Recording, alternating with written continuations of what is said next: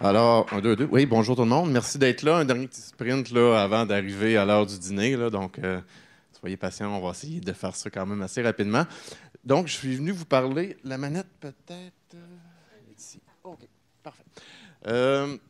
De soulèvement au gel et des relevés, comment on a introduit les relevés de 3D, donc le LIDAR, des relevés de LIDAR, pour venir là, voir puis, nos problématiques de soulèvement au gel. Je ne vais pas rentrer dans le détail du mécanisme de soulèvement au gel, mais s'il y a quelque chose que vous devez vous relever, ça prend trois critères pour avoir un soulèvement, un gonflement dans une rue. Premier critère, ça prend du froid. À Québec, je pense qu'on n'a pas trop ce problème-là. Deuxième critère, ça prend de l'eau. On vient d'avoir une super belle présentation sur les rivières, les débordements puis de l'eau, mais ça prend de l'eau. Troisième critère, ça prend un sol gélif. Un sol gélif, c'est un sol qui ne se draine pas, donc un sol argileux, silteux, avec des particules fines. S'il manque un de ces critères-là, le sol, s'il n'y a pas d'eau, il va geler, mais il ne se soulèvera pas. On n'aura pas de déformation à la surface de la chaussée. La chaussée ne va pas fissurer, ne va pas se déformer. Le sol va seulement être gelé. Est-ce que ça fonctionne? Donc, à la Ville-de-Québec, on fait un petit retour dans le temps. En 2006, c'est là que les auscultations de chaussée, excusez-moi, c'est là que les auscultations de chaussée ont commencé vraiment de façon massive. On a ausculté, on a 2400 km de chaussée, 1200 km de trottoirs, on a des pistes cyclables, des stationnements, des liens piétonniers. Donc, on a commencé en 2006 vraiment à introduire des auscultations massives et on voit en haut à gauche le véhicule multifonction. Donc, c'est un véhicule multifonction qui passe sur la chaussée avec des lasers, des profilomètres inertiels, un paquet d'équipements qui vient nous donner les défauts qu'on retrouve sur nos infrastructures. Et nous, on ramène ces informations-là par tronçon de chaussée. Donc, on est capable de se faire des cartes d'état pour dire est-ce que la rue est en bon état ou en mauvais état. On est capable de se faire des bilans dans l'année. Donc, les graphiques que vous voyez en haut, on est capable de comparer année après année comment le réseau évolue, combien d'investissements on doit mettre sur le réseau pour le maintenir en état, vraiment à la vitesse à laquelle le réseau se dégrade. On utilise toutes ces données-là aussi pour venir identifier les rues qu'on va faire dans les prochaines années et définir quel type d'intervention. Donc, en surface, là, ça, c'est un gros résumé de ce qu'on fait à l'ingénierie. Je suis à l'ingénierie à la Ville-de-Québec. Donc, c'est un gros résumé de comment on vient identifier nos rues. Mais c'est sûr qu'avec ces données-là, on vient déterminer des familles d'interventions en surface. En chaussée, là, vous pouvez intervenir juste sur le dessus, comme vous pouvez intervenir en profondeur. Chaque intervention a un coût et une durée de vie. Donc, en fonction de ce qu'on veut avoir comme résultat, on est capable de faire un gros mélange de ça. Le problème qu'on a, c'est qu'on passe un camion sur le dessus en été, mais il y a bien des places qu'on le sait, ça se soulève. On n'est pas capable d'aller chercher cette information-là. Donc, dès le début, en 2008, dès les premières auscultations, on s'en est rendu compte qu'on manquait d'informations. Donc, on a essayé d'aller en chercher un peu plus loin.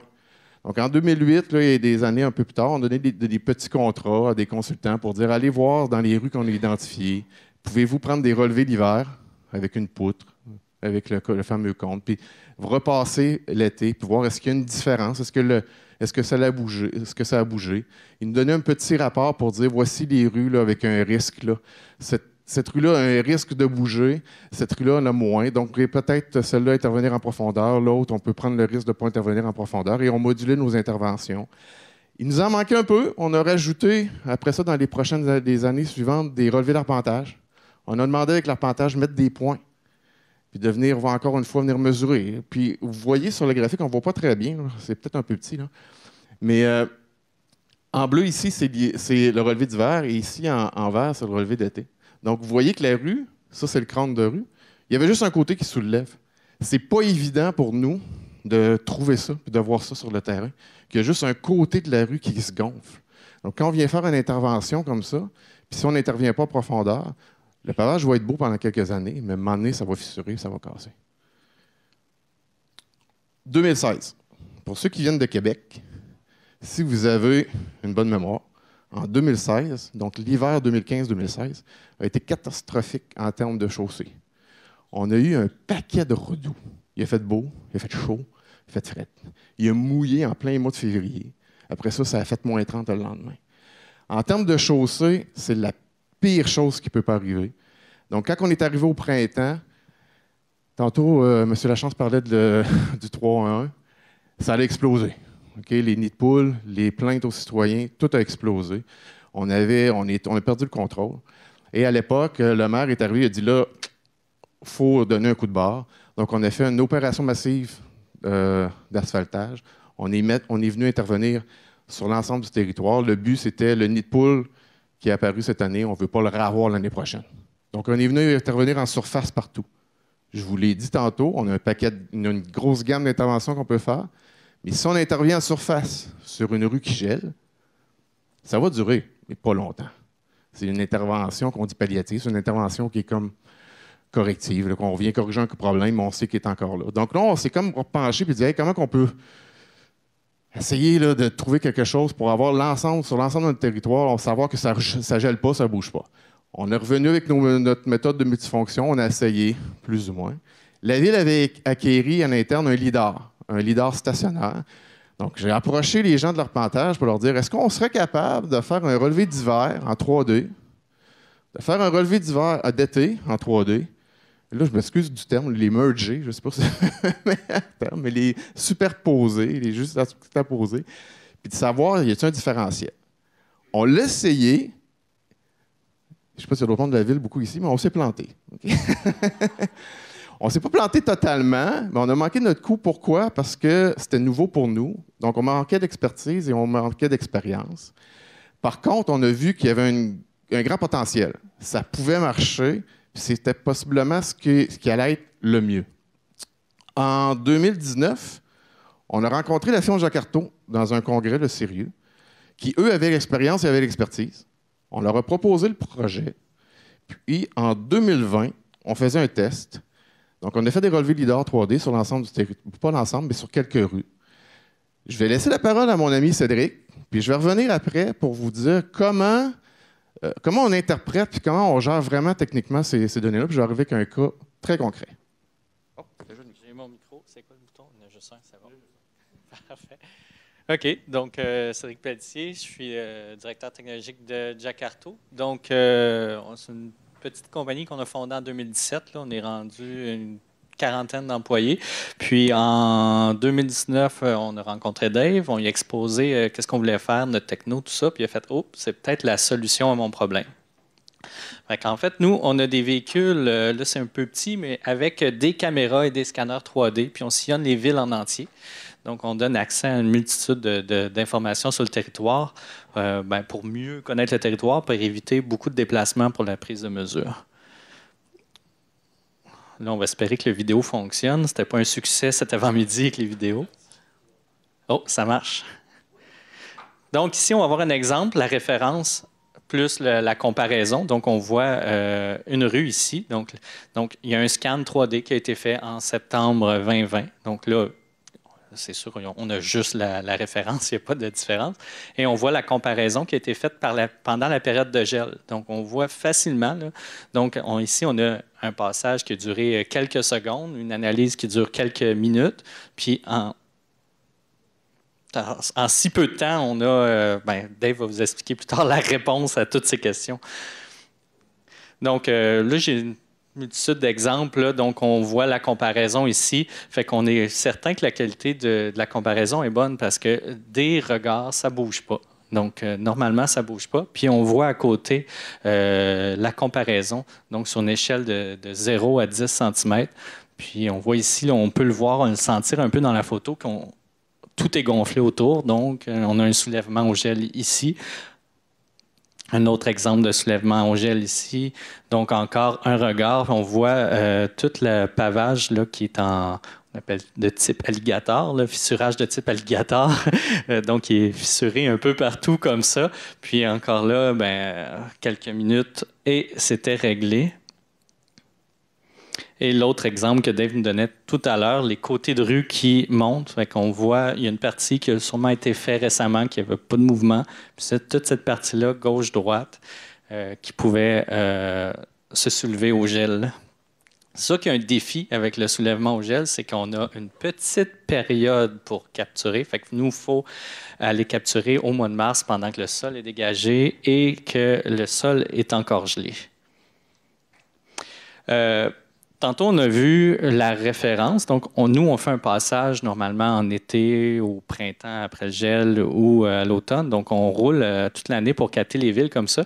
Puis, dans le fond, avec un passage, on peut capter une multitude d'objets. Donc, on fait l'inventaire au même moment d'autres objets, comme par exemple la signalisation routière. On a l'inventaire de la végétation, donc les arbres, avec une multitude d'informations sur les arbres. Drainage de surface, donc fossés, puisards, pas puisards, ponceaux. Donc, c'est tous des exemples d'inventaire ou d'analyse qui peuvent être faits avec un seul relevé. Donc, en un passage, on peut aller chercher toutes ces informations-là. Et là, on va revenir à Dave. Donc, un cas concret, qu'est-ce qu'on fait avec ces données-là, la Ville de Québec? Il faut comprendre que c'est un nuage de points. Okay? C'est un gros nuage de points. On demandait à Cédric, est-ce que tu peux me ramener ça sur une shape, une couche qu'on peut mettre dans nos systèmes? Soit nous, on utilise ArcGIS, on a une carte interactive pour ceux qui sont de la ville. Donc, on intègre les données très visuelles sur nos cartes. On est capable d'amener, là, j'ai amené ici juste l'orthophoto, donc la vue vraiment. Mais je pourrais amener l'aqueduc, l'égout, l'électricité. Je pourrais amener toutes mes nids de poules qui sont géoréférencées. Je pourrais amener toute l'information que j'ai à la ville, puis la mettre là-dedans, puis ça vient faciliter énormément l'analyse. Dans un cas comme celui-là, vous le voyez, la rue bouge, mais en un endroit précis. Donc, ce que ça me permet de faire, ça me permet d'intervenir de part et d'autre en surface, mais vraiment sur le dessus, en réhabilitation, de me faire des transitions, de venir régler le problème de gel-là et de revenir avec une rue qui est uniforme, à moindre coût. Creuser dans une rue puis venir vraiment en profondeur, ça coûte excessivement cher. On essaie le plus possible dans notre gestion de risque de venir combiner ces interventions-là avec des interventions souterraines. Donc, on attend que la durée de vie au niveau des infrastructures souterraines soit arrivée à terme en même temps que la chaussée. Et là, on vient intervenir en profondeur. Parce que la durée de vie d'une chaussée, normalement, nos critères de conception, c'est 25 ans, mais dans des rues locales, ça peut durer plus longtemps, tout dépendant du trafic et des conditions. Mais ça va toujours plus vite que le souterrain. Donc, on revient faire des réhabilitations de la chaussée, souvent beaucoup plus rapidement qu'une intervention souterraine. Donc, on essaie de venir vraiment maximiser notre potentiel là, en surface. Un autre cas, par contre, ici, vous le voyez, c'est très visuel. Ici, ça bouge partout. Il n'y a pas grand-chose, il n'y a pas grand zone. Donc, ici, ça coûte cher. Ici, ça coûte cher de venir intervenir. Fait que quand je vais venir intervenir là, on va tout changer.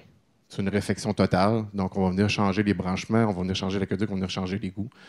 Donc, ici, c'est un cas où est-ce que, des fois, on va venir faire des couches de pavage vraiment sur le top. On le sait que ça ne durera pas longtemps, mais c'est ça l'investissement qu'il faut faire en attendant le souterrain qui va venir. Celui-là, c'est un cas très spécifique. Si vous regardez, première des choses, je vais essayer de situer un petit peu sans trop rentrer dans le détail, c'est en région, un petit peu c'est une route un petit peu à l'entour de la couronne, dans le fond nord de la ville de Québec. C'est un endroit où est-ce que il y avait des fossés qui ont été canalisés par les citoyens ou par l'ancienne ville, mais faits un peu improvisés. Donc, à l'origine, les citoyens, ce qu'il y avait, c'était des fossés avec des ponceaux à chaque entrée. Et puis, eux, pour gagner du terrain, ou des fois, c'est la ville même qui l'ont fait, là, sont venus canaliser, mais ça n'a pas été fait selon les règles, je vais le dire comme ça. Il y a beaucoup d'endroits comme ça, il y a beaucoup de villes comme ça que ça arrive. Et puis, là, il y a un citoyen qui se plaignait. Donc, vous voyez une zone rouge. Là, il y a un citoyen qui se plaignait beaucoup parce que lui, dans le fond, à chaque hiver, à chaque printemps, ça bougeait, ça gonflait énormément. Son entrée est en gravier. Donc, il appelait la ville pour venir me remettre du gravier pour au moins que je sois capable de rentrer dans mon entrée parce que votre rue bouge. Votre rue gèle puis elle se soulève. Et puis là, il y a 1 an, 2 ans, à un moment donné, il s'est tanné. Puis là, vraiment, les démarches sont vraiment entreprises pour dire, écoutez, venez régler le problème de votre rue. Donc, nous, ce qu'on a fait, on a combiné les efforts, on a essayé de comprendre qu'est-ce qui se passait. On est venu passer des caméras dans le ponceau. On est venu faire, parce que ça a donné en même temps là, qu'on faisait l'étude de gel. J'ai dit à Cédric, peux-tu me passer là? Et c'est l'image qu'on voyait tout à l'heure. D'accord? Ce qu'on voit, tantôt je vous ai dit, ça prenait trois éléments pour du gel. Du foie, de l'eau, un sol gélif. On s'entend la rue ici, là, le sol est gélif au complet. Pourquoi ça se soulève là? Bien, c'est qu'on a découvert que le ponceau, il était bouché.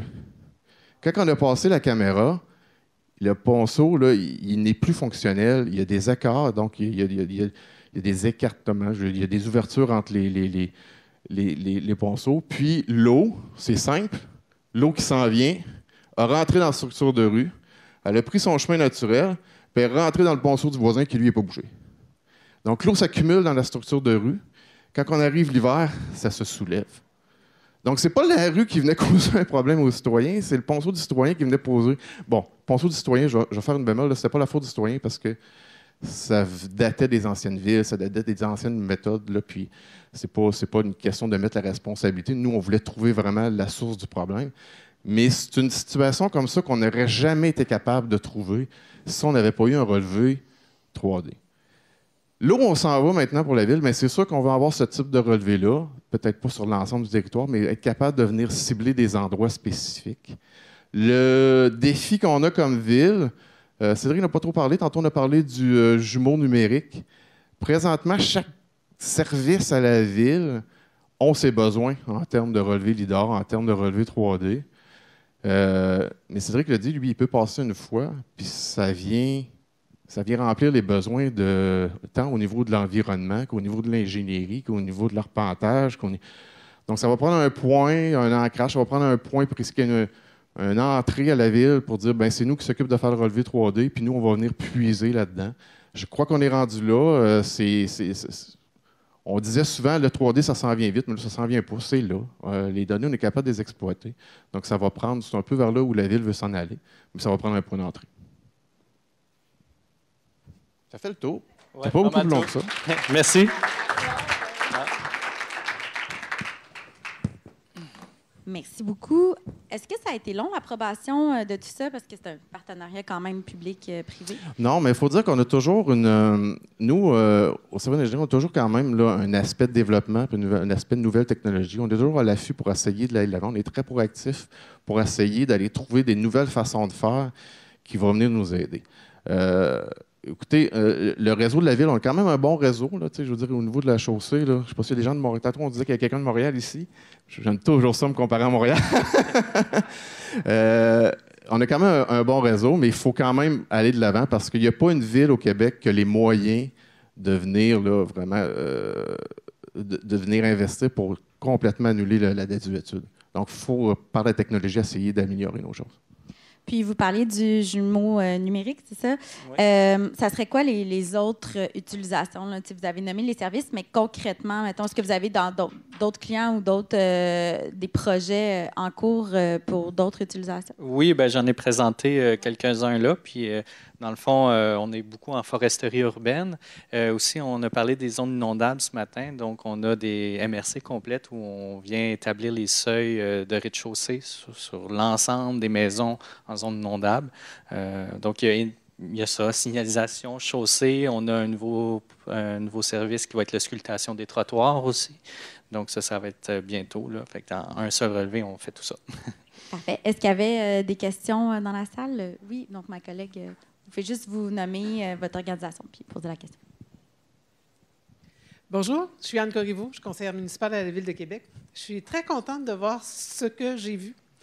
Maintenant, nous, les élus, vous savez que je dis toujours aux citoyens, la politique ne fait pas d'asphalte et l'asphalte ne fait pas de politique.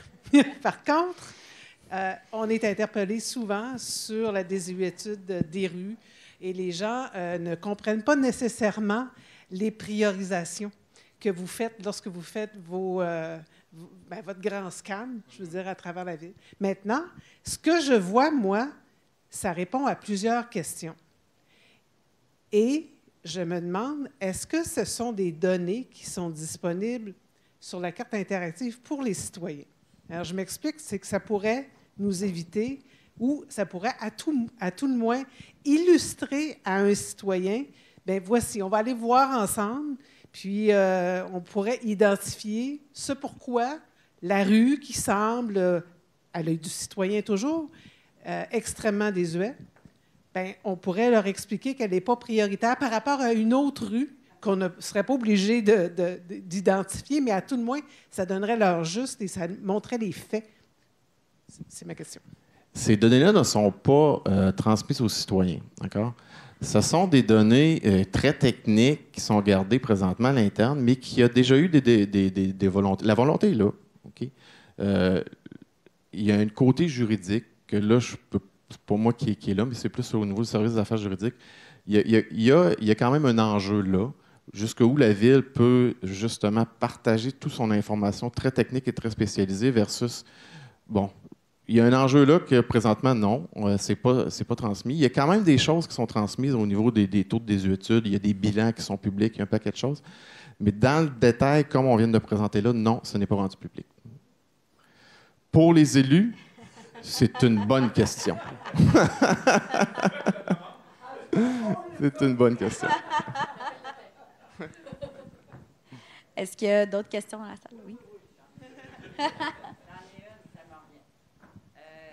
Je ne me renommerai pas, mais est-ce que ça veut dire, si je comprends bien, qu'il y a des milieux en désuétude dans la ville?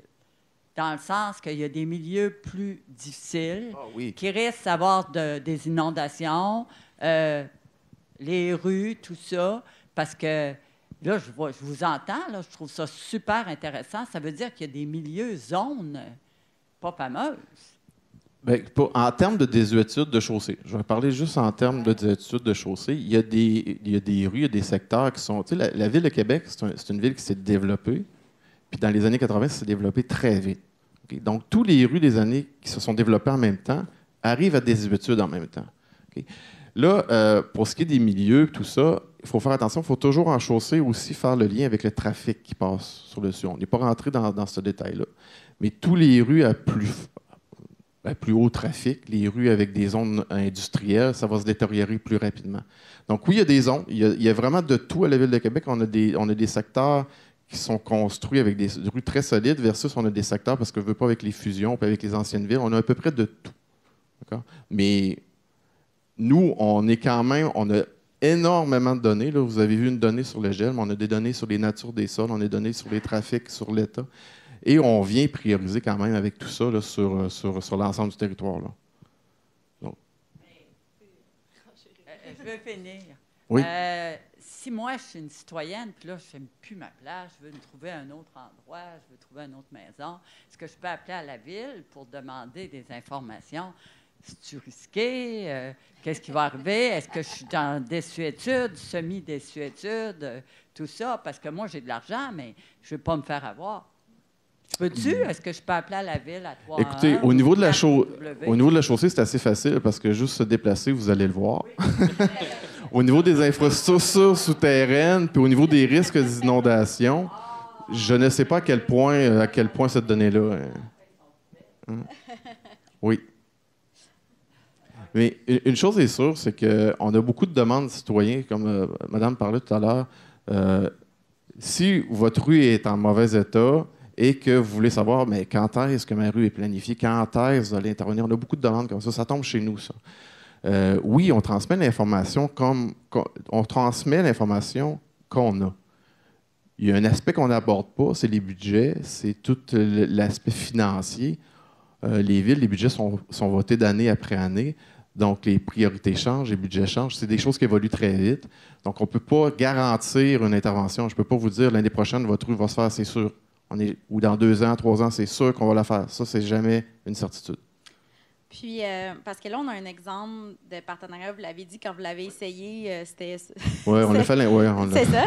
Mais vos collègues, c'était un peu le contraire. Ils sont allés chercher, essayer de chercher l'expertise en France, puis ils ont décidé, on va le faire maison parce que c'était plus compliqué que d'autres choses. quand est-ce que dans la réflexion... C'est une analyse de Ouais. coût, tout simplement. Tu sais, à la ville, ce qu'on veut avoir, c'est avoir le résultat à moindre coût. Si c'est moins cher à faire à l'interne, on va le faire. Si on a l'expertise, pour son temps. Mais si c'est moins cher d'aller le donner à un consultant parce que lui est vraiment expert là-dedans, on va y aller comme ça. On fait les deux. Dans certains cas, là, tu sais, il y a des choses qu'on fait à l'interne, mais il y a beaucoup de choses qu'on donne en contrat aussi parce qu'on ne peut pas être spécialiste non plus dans tous les domaines. Parfait. Bon. Monsieur Croteau? Oh, Montréal. Il n'y a pas juste les rues que c'est mieux, votre déneigement aussi est mieux. J'ai vécu 3 ans à Québec, je sais de quoi je parle. Donc je suis super curieux parce que dans vos données, est-ce que vous avez vu une différence notable sur la caractérisation des rues, c'est-à-dire entre chaussées flexibles et chaussées dures? Est-ce que vous avez vu des grosses différences qui vous permettent justement, au point de vue de la planification et de l'évaluation, de faire des ajustements? Parce que là, on a vu des chaussées flexibles, mais dans les quartiers centraux, c'est plus des chaussées dures. Puis là, tout de suite, je vous dis tout de suite une différence énorme avec Montréal. Des chaussées dures, donc des chaussées où est-ce qu'on a une dalle de béton recouverte, c'est ce que vous parlez avec une structure. On n'en a pratiquement pas à la Ville de Québec. OK. D'accord? On a vraiment notre réseau, là, et je vous dirais 99% de chaussées Gang souples. de chanceux. Il nous reste une rue en béton qui est le versant nord et des chaussées mixtes, béton, asphalte. On n'en a pratiquement plus. Même dans la Haute-Ville, dans la cité Limoilou, ce qu'on a, c'est des sols stabilisés au ciment, mais ce n'est pas tout à fait la même chose. OK, merci.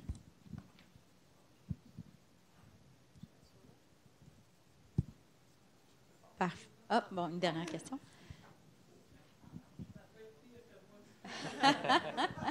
Merci.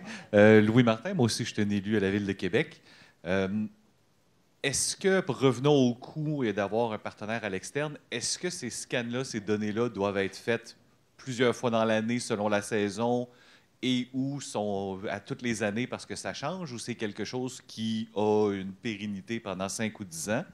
Et est-ce qu'on peut en faire plus? Vous faites quelle partie du réseau à peu près par année ou avec les budgets présentement disponibles? C'est une très bonne question. La durée de vie, je veux dire comme ça, de cette information-là, combien de temps on considère que la donnée est bonne? D'accord? C'est pas évident parce qu'il n'y a pas un hiver qui est pareil. Donc, c'est pour ça qu'on va essayer de cibler, quand on veut faire des relevés comme ça, on va essayer de cibler où on a un hiver avec les degrés jours qui sont très élevés, donc un hiver froid.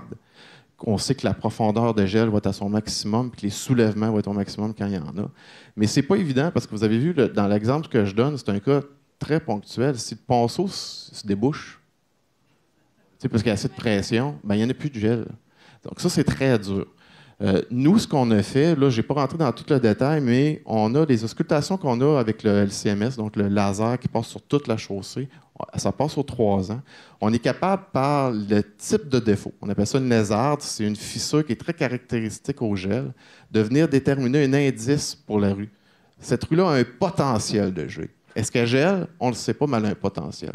Donc, toutes les rues qui vont être taguées avec un potentiel de gel, nous, on va aller passer un relevé de gel.